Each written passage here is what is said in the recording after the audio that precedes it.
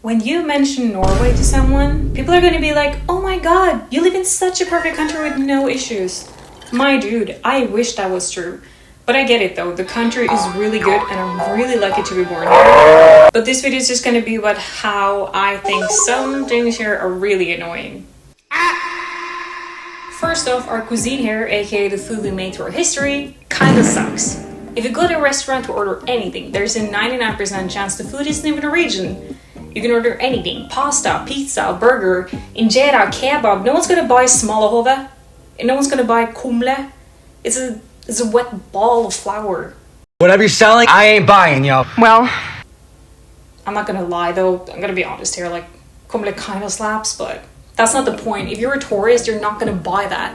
Like, jokes aside though, there's a reason to why northern countries do have really dry and really cold food types. I would love to explain it to you in another video if people are interested, but for now this video is just going to be about what I think is really annoying. So the food there, I mean, it's still pretty boring, gotta be honest here. Another thing about food is that there's barely any food to choose from here in our store. You can go to any other country in Europe, trust me, and there will be variations to choose from.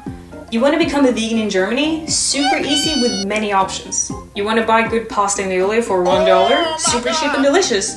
But here, no. If you want good pasta, you'll have to use $10. And if you want to become a vegan, it's possible for sure, but it's going to take much more time of your life to find what food that's going to suit your diet. Okay. The next reason is our weather. And I know other countries around 30 degrees over the equator do experience a lot of bad weather because of the cold wind from the north and the warm wind from the south. Like, yeah, I get it, I understand. We won't get it all sunny all day. But for some reason, the city I live in had to choose the absolute worst possible place to build a city. They chose to build a city that is surrounded by mountains. And you know what happens when you do that? The rain is stuck inside there. Like, I'll explain it a little bit, because this is fun, it's fun to explain. The steam goes up, and when it gets up, it gets really cold, and it falls back and turns into rain. But when steam goes up and doesn't reach the top of the mountain, it's not able to go over the mountain, meaning that the rain will go back to where it started, or the steam started. Meaning, you kind of capture the rain in like a bowl. In other words, this city is like the village of the rain, if someone's getting that reference. And you may think, okay, I get it, it's a lot of rain, but there's probably lots of other possibilities you can do in the rain. You can, for example, swim at the beach. When it rains, the sewer comes up at the bottom of the ocean and you have to end up swimming in poop. Okay, what about a hike? Everything here are mountains, and if you walk on top of it when it's rain, it's super slippery and you might fall and you might die. Okay, so indoors activities then? That's possible? Yeah, that's what we do. We do indoor activities all the time. Like, you don't understand how bad it is. If you Google how many days it rains in Bergen, it's gonna say roughly 230 days. Yeah, I think that's over 2/3 of a year. That's insane.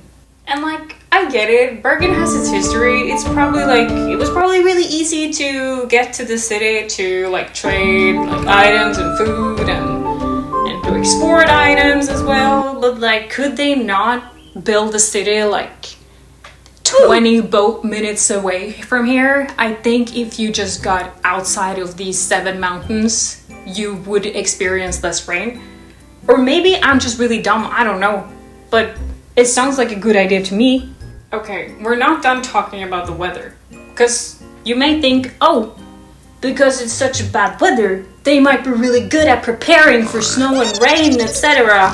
No, we're absolutely not. Again, this place is really high up north, and there's snow, and there's rain, and it comes every year. But for some reason, we're never prepared, and it's making me crazy. Like, every year, on the first day of snow, it's chaotic. Like, you're lucky if you're able to get a bus that is like 30 or 40 minutes late. You're even lucky if you're able to get a bus at all. And the whole country has this culture of like, oh, don't be late, remember to be there on time. But every single bus, every single train, every teacher, all food that's going to be delivered, everything is late all the time. No one is on time. Like, maybe I'm romanticizing other places like Japan, where you hear that the train is never later than 1 minute, and 1 minute is actually the longest the train has ever used to not be there on time. But like, I wish we just had a little bit of that. I don't know how many years I wasted waiting on things, waiting on people, waiting on plates, waiting on everything, and I'm getting crazy. And everyone around me are so chill about it except me. Maybe I'm the problem. I don't know.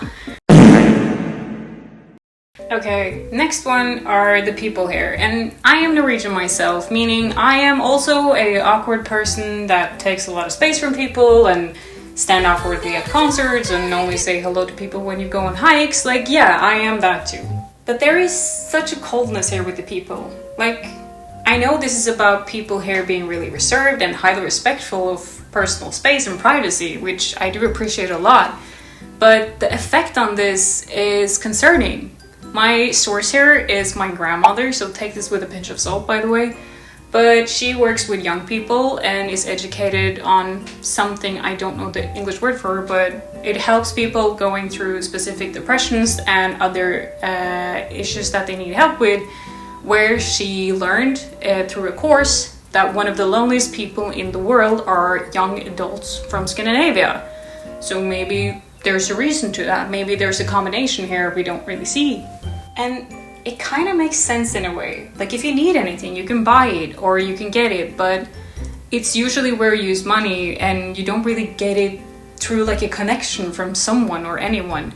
And I'm not a psychiatrist, so again, take everything I say with a pinch of salt, but I think the luxury have something to do with the loneliness.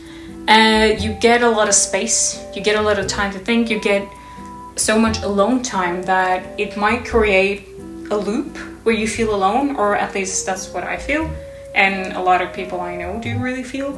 And it's really lonely here, even though we have everything we could ask for. And on top of that, there's something called polar night, aka dark times, where we barely see any sun in the winter time, that do really affect our mood.